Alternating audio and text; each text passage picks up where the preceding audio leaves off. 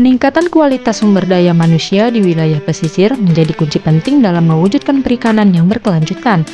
Untuk itu, Kementerian Kelautan dan Perikanan bersama Japan International Cooperation Agency atau JICA berkolaborasi melalui pelatihan peningkatan teknis dan manajerial di BP3 Medan.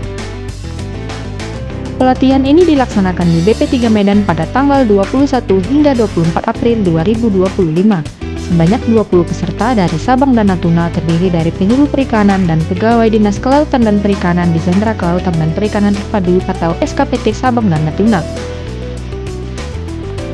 Kepala BP3 Medan Bapak Ahmad Ridul Udin melaporkan langsung jalannya pelatihan bersama tim pelaksana dan mitra dari JICA.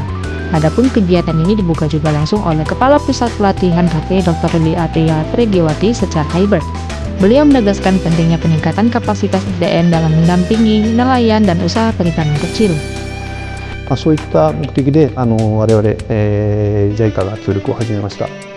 その始まってからまずそこの離島といってもインドネシアすごく広いので、どういうふうに人材育成をやっていくかというところで我々、インドネシア政府と協議しまして、海洋水産省の中でも、特にはその人材育成を担っている、人材開発庁の、が、各地方に持っている地域に持っている研修センター、ここをまず活用していこうということになったんです。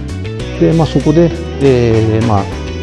そこの離島の対象者を集めて研修をしたり、そこの研修で学んだことを持ち帰ってそこで実践してもらったりというのを Langkah nyata ini sejalan dengan cita kedua pemerintahan Presiden Prabowo dan Wakil Presiden Gibran yang menempatkan sektor kelautan sebagai motor penggerak ekonomi dan kesejahteraan masyarakat pesisir. Nama saya Sri Dewi Indriani Sapiti, SPI. Saya bertugas di Dinas Kelautan dan Perikanan Kabupaten Natuna. Jabatan saya sebagai pengelola produksi perikanan tangkap akhir muda. Manfaat yang saya rasakan setelah mengikuti pelatihan antara BP3 Medan dengan JICA memang sangat-sangat kami butuhkan. Itu terkait kepada materi, manajemen kelompok dan pembentukan kelompok, serta perizinan dalam hasil pengolahan produksi perikanan.